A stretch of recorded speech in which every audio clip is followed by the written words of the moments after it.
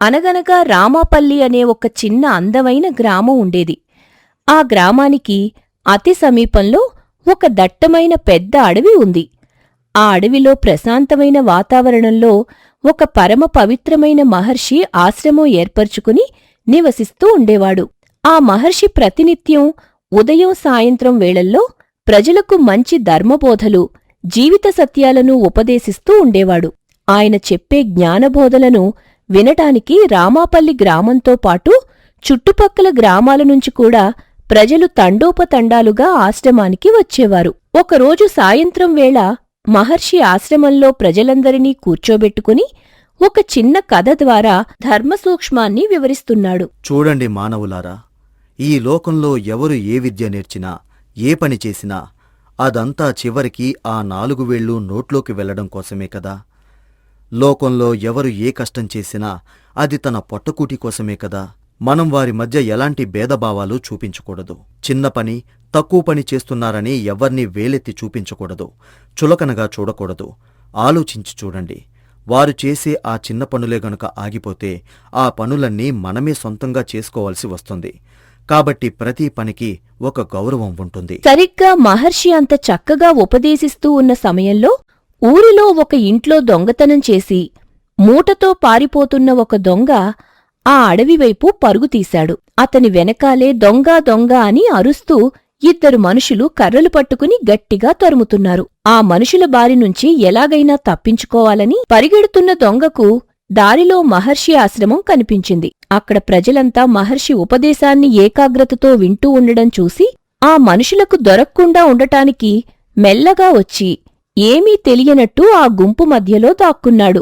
దొంగ గుంపులో దాక్కున్న కొద్దిసేపటికి అతన్ని తరిమి కొడుతూ వచ్చిన ఆ 2 వ్యక్తులు ఆశ్రమానికి చేరుకున్నారు. వాళ్లు చుట్టుపక్కల అంతా వెతికారు, కాని దొంగ కనిపించలేదు. దాంతో నేరుగా స్వామీజీ దగ్గరకొచ్చి, స్వామీజీ, స్వామీజీ, ఇటువైపుగా మూట పట్టుకుని పరిగెడుతూ ఎవడైనా దొంగొచ్చాడా? ఊరిలో దొంగతనం చేసి పారిపోతున్నాడు. స్వామీజీ తన ప్రశాంతమైన కళ్లతో ఆ వ్యక్తుల వైపు చూశాడు. గుంపులో వణుకుతూ కూర్చున్న దొంగను మహర్షి ముందే గమనించాడు. కాని అతన్ని ఆ మనుషులకో పట్టిస్తే అతని ప్రాణానికే ప్రమాదమని గ్రహించాడు. లేదయ్యా, నేను ఉపన్యాసమిస్తున్నాను. నా దృష్టిలో ఇటువైపుగా ఎవరూ పరిగెడుతూ రావడం నేను చూడలేదు బాబూ. స్వామీజీ మాటలపై పూర్తి నమ్మకంతో అక్కడి నుంచి వెళ్ళిపోయారు. దొంగ ఊపిరి పీల్చుకున్నాడు. కొద్దిసేపటికి స్వామి ఆ గుంపుతో పాటే దొంగ కూడా బయటకొచ్చాడు. కాని తనతో ఉన్న దొంగతనం చేసిన మూటను పట్టుకుని ఊరిలోకి వెళ్తే మళ్లీ ఎవరైనా గుర్తుపడతారని భయపడ్డాడు. అందుకే ఎవరూ చూడకుండా ఆ మూటను ఆశ్రమం వెనకాల ఉన్న ఒక పొదలో దాచిపెట్టి ఖాళీ చేతులతో అక్కడి నుంచి వెళ్ళిపోయాడు. అయితే దొంగ చేసిన ఈ పనినంతటినీ స్వామీజీ ఆశ్రమం కిటికీలోంచి గమనిస్తూనే ఉన్నారు. దొంగ వెళ్ళిపోగానే స్వామీజీ మెల్లగా ఆశ్రమం వెనక్కు వెళ్లి పొదల్లో దాచి ఉంచిన ఆ మూటను తీసి జాగ్రత్తగా తన ఆశ్రమంలో తెచ్చిపెట్టుకున్నాడు. రాత్రివేళ ఆశ్రమంలో దీపం వెలుగుతోంది. ఆశ్రమం వెనకాల దాచిన మూటను తీసుకెళ్లడానికి ఆ దొంగ మెల్లగా అడుగులు వేస్తూ మళ్లీ అక్కడికొచ్చాడు. పొదల్లో చెయ్యి పెట్టి వెతికాడు. కాని అక్కడ మూట కనిపించలేదు. దాంతో ఆ దొంగ గుండె పగిలినంత పనయ్యింది. ఇక భయాన్ని కూడా మర్చిపోయి నేలమీద కూర్చొని పెద్ద పెద్దగా ఏడవటం మొదలుపెట్టాడు. అయ్యో భగవంతుడా, ఎంత పని జరిగిపోయింది! ఎంతో కష్టపడి ప్రాణాలకు తెగించి ఆ మూటను తెచ్చానే, అది ఏమైపోయింది? ఇప్పుడు నా భార్యను నేను ఎలా కాపాడుకోవాలి? అయ్యో, నా తలరాత ఎంత అన్యాయంగా మారిపోయిందో. ఆశ్రమంలో ధ్యానంలో ఉన్న స్వామీజీకి ఆ ఏడుపు వినపడింది. ఆయన ప్రశాంతంగా కళ్ళు తెరచి బయటకొచ్చాడు. గుమ్మంలో కూర్చుని ఏడుస్తున్న ఆ దొంగను చూసి దగ్గరికెళ్లాడు. ఏమైంది బాబూ? అర్ధరాత్రి వేళ ఇలా ఏడుస్తున్నావ్? లోపలికిరా, నీ బాధేంటో చెప్పు. స్వామీజీ ఆ దొంగను ఆశ్రమం లోపలికి తీసుకెళ్లి కూర్చోబెట్టాడు. దొంగ కన్నీళ్లు తుడుచుకుంటూ తడబడుతూ మాట్లాడటం మొదలుపెట్టాడు. స్వామీజీ, నేను సాయంత్రం ఇక్కడికి వచ్చినప్పుడు నా దగ్గర ఒక మూట ఉంది. అందులో చాలా బంగారం ఉంది. దాన్ని ఆశ్రమం వెనకాల పొదల్లో దాచిపెట్టాను. కానీ ఇప్పుడు ఆ మూట అక్కడ లేదు స్వామీజీ. అసలు ఆ ధనం ఎవరిది బాబూ? దాన్ని తెచ్చి ఇక్కడెందుకు దాచావు? స్వామీజీ, నన్ను క్షమించండి స్వామీజీ. నేను నిజానికి ఒక దొంగనే. నా భార్య తీవ్రమైన అనారోగ్యంతో బాధపడుతూ ప్రాణాపాయ స్థితిలో ఉంది. ఆమెను బతికించుకోవడానికి, వైద్యుడికివ్వడానికి నా దగ్గర ఒక్క పైసా కూడా లేదు. ఈ అత్యవసర పరిస్థితిలో వేరే దారి లేక ఈరోజు దొంగతనం చేయాల్సి వచ్చింది. ఆ మనుషుల నుంచి తప్పించుకోవడానికి ఆ దొంగతనపు మూటను ఇక్కడ తీసుకొచ్చి దాచాను స్వామీజీ. దొంగ పరిస్థితిని, అతని బాధను స్వామీజీ అర్థం చేసుకున్నారు. లోపలున్న మూటను చూపించాడు. బాబూ, నువ్వు వెతికే మూట ఇదేనా? అవును స్వామీజీ, అదే ఆ మూట. చూడు బాబూ, నీది కాని సొమ్మును నువ్వు దొంగతనం చేసి ఇక్కడ దాచావు. అది కాసేపు కనిపించపోయేసరికి నువ్వు అంతలా ప్రాణాలు పోయినట్టు బాధపడుతున్నావు కదా. మరి నువ్వు ఆ ధనాన్ని దొంగలించిన ఆ కుటుంబం ఇప్పుడు ఎంతలా ఏడుస్తుందో, ఎంతటి నరకం అనుభవిస్తుందో ఒక్కసారైనా ఆలోచించావా? స్వామీజీ నోటినుంచి వచ్చిన ఆ మాటలు వినగానే ఆ దొంగ నోట మాట రాలేదు. తలదించుకుని ఏం మాట్లాడాలో తెలియక అలా నిశ్చేష్టుడై నిలబడిపోయాడు. స్వామీజీ, కూటి కోసం కోటి విద్యలని వైకల్పికంగా మీరే అన్నారు కదా. మరి నేను నేర్చిన ఈ విద్య కూడా కూటి కోసమే కదా స్వామీజీ. నిజానికి నా పొట్టకూటి కోసం కాదు, నా భార్యను బతికించుకోవడం కోసమే నేను ఈ పని చేయాల్సొచ్చింది. కోటి విద్యల్లో నీకు ఈ ఒక్క దొంగతనం విద్యే కనిపించిందా బాబూ? మిగతా ఏ మంచి విద్యలో నీకు కనిపించలేదా? నీ భార్య ప్రాణాల గురించి నువ్వు ఆలోచించావు, సరిపోయింది. కాని నీ స్వార్థం కోసం ఇంకొకరి జీవితాన్ని నాశనం చేయడం ధర్మమా? మనిషికి ఎప్పుడూ తన స్వార్థమే ముఖ్యమా? ఎదుటివారి బాధను ఆలోచించే తత్వం ఉండకూడదా? దొంగ తీవ్రమైన ఆలోచనలో పడిపోయాడు. ఆలోచిస్తున్నావేంటి? వెళ్ళు, ముందు నువ్వు దొంగతనం చేసిన ఆ ఇంటి దగ్గరికి వెళ్ళు. అక్కడ నిలబడి వాళ్లు పడుతున్న బాధను నీ కళ్లతో చూడు. అప్పుడు నీకే అసలు నిజం అర్థమవుతుంది. పద, నీతో పాటు నేను వస్తాను. నిన్ను దొంగ అని అక్కడ ఎవ్వరికీ చెప్పను. కాని అక్కడ జరుగుతున్నది చూశాక నువ్వు ఏం చేయాలనుకుంటున్నావో అది నాకు చెప్పు. స్వామీజీ దొంగను వెంటబెట్టుకుని ఆ రాత్రివేళ ఆ ఇంటి దగ్గరకు వెళ్ళి ఆ ఇంటి ముందు నిలబడి లోపలికి చూడగానే అక్కడ వినిపిస్తున్న ఏడుపుల శబ్దాలు వారి గుండెలను పిండేశాయి. ఆ ఇంట్లో పెళ్లి ఈడుకు వచ్చిన ఒక యువతి ఉంది. ఆ తల్లిదండ్రులు తమ కూతుర్ని చూసి గుండెలవిసేలా ఏడుస్తున్నారు. అయ్యో భగవంతుడా, ఎంత పనిచేశావయ్యా! ఈ పిల్ల నష్టజాతకురాలు, అందుకే దీనికి ఇలాంటి గ్రహచారం పట్టింది. అసలే దీనికి మంచి పెళ్లి ముహూర్తం కుదిరిందనుకుంటే ఇంట్లో ఉన్న నగలన్నీ దొంగలెత్తుకెళ్లారు. ఇక దీనికి పెళ్ళెలా జరుగుతుందండి? అయ్యో, దీనిని అనవసరంగా కన్నాం కదే. ఇది పుట్టినప్పటినుంచి ఇంట్లో అన్ని నష్టాలే వస్తున్నాయి. కనీసం ఈ పెళ్ళైనా సక్రమంగా జరిగి వేరే ఇంటికి వెళుతుంది అనుకుంటే ఇదిగో ఇప్పుడు అంతా తుడిచిపెట్టుకుపోయింది. ఇక మనం ఊర్లో ఎలా తలెత్తుకుని తిరగగలం? ఆ తల్లిదండ్రులు తిడుతుంటే ఆ అమాయకపు అమ్మాయి కన్నీరు మున్నీరుగా ఏడుస్తోంది. బయట నిలబడి ఆ దృశ్యాన్ని చూస్తున్న దొంగ గుండెల్లో గుణపంతో గుచ్చినంత పనయ్యింది. అతను ఏమాత్రం ఆలోచించకుండా పరుగున ఆ ఇంట్లోకి వెళ్లాడు. ఆగండి, ఆపండి మీ మాటలు. మీ కన్నకూతురని కూడా చూడకుండా నోటుకొచ్చినట్టు మాట్లాడుతున్నారు. ఆమెను మీరేమీ అనకండి.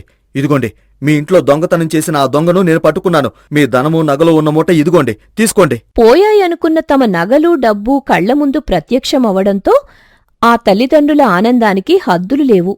ఆ ధనాన్ని చేతిలోకి తీసుకుని సరిచూసుకుని మురిసిపోయారు. అయ్యా, నువ్వు మనిషి రూపంలో ఉన్న దేవుడివయ్యా. సరిగ్గా సమయానికొచ్చి నా కూతురు జీవితాన్ని, మా కుటుంబ గౌరవాన్ని నిలబెట్టావు. నీ రుణం మేము ఎప్పటికీ తీర్చుకోలేము నాయనా. అవునయ్యా, నువ్వు రాకపోతే మా బ్రతుకులు వీధి పాలయ్యేవి. నిన్ను ఆ భగవంతుడే మా కోసం పంపించాడు. నీకు కోటి నమస్కారాలు. మీరిప్పుడు నన్ను దేవుళ్లా పొగుడుతున్నారు సరే, కాని ఇందాకడదాకా మీ సొంత కూతుర్ని నష్టజాతకురాలని నిందించారు కదా. ఇప్పుడు మీరన్న ఆ కఠినమైన మాటలన్నీ తిరిగి తీసుకోగలరా? ఆ మాటల వల్ల ఆ అమ్మాయి ఎంత బాధపడిందో ఒక్కసారైనా మీరు ఆలోచించారా? ఆ అమ్మాయి జాతకం మంచిది కాబట్టే పోయిన ధనం మళ్లీ తిరిగి ఇంటికి వెతుక్కుంటూ వచ్చింది. ఆమె ఇప్పుడు అదృష్టవంతురాలే. మీరు ధైర్యం ఇవ్వాల్సింది పోయి ఇలా కించపరిస్తే ఆ ఆడపిల్ల మానసికంగా కృంగిపోదా? దొంగ చెప్పిన మాటల్లోని నిజం ఆ తల్లిదండ్రుల కళ్ళు తెరిపించింది. తమ తప్పు తెలుసుకొని పరిగెత్తుకెళ్లి తమ కూతుర్ని కౌగిలించుకుని కన్నీళ్లతో క్షమాపణలు కోరుకున్నారు.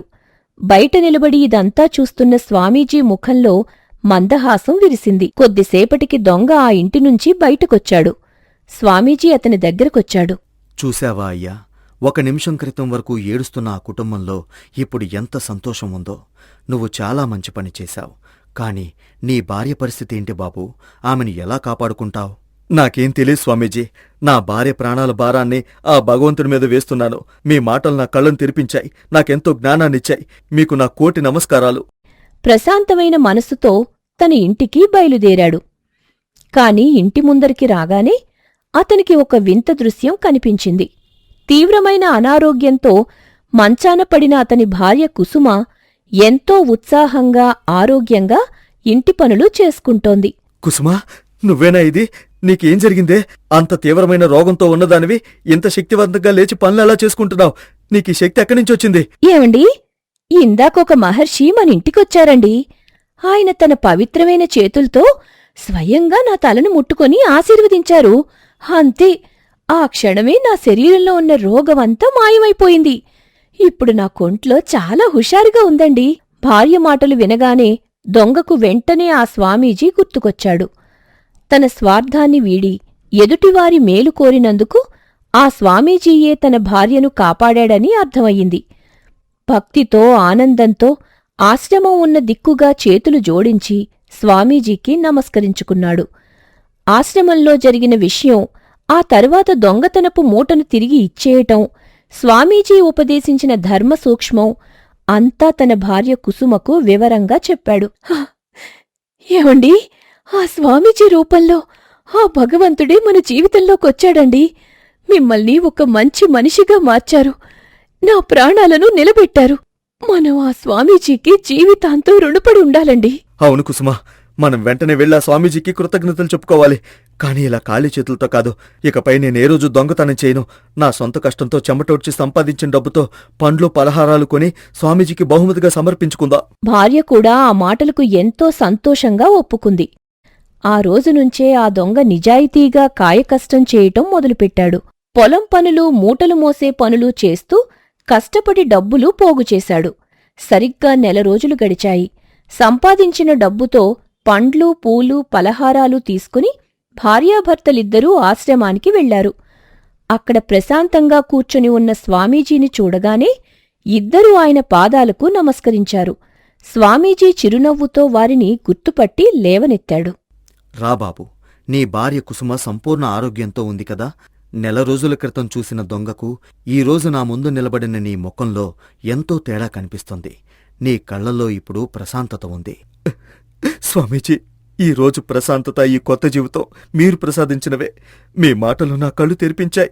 ఈ 1 నెల రోజులు నేను కష్టపడి నిజాయితీగా పనిచేసి సంపాదించిన డబ్బులతోనే ఈ పండ్లు పలహారాలు తెచ్చాను స్వామీజీ. దయచేసి వీటిని స్వీకరించి మమ్మల్ని ఆశీర్వదించండయ్యా. చాలా సంతోషం నాయనా. నువ్వు తెచ్చిన పండ్ల కంటే నీలో వచ్చిన మార్పే నాకు అతిపెద్ద బహుమతి. కూటి కోసం కోటి విద్యలు అంటే ఎదుటివారిని మోసం చేయడం కాదు, నీ కష్టాన్ని నమ్ముకుని జీవించడం. నీ కష్టార్జితంతో తెచ్చిన ఈ ప్రసాదం అమృతంతో సమానం.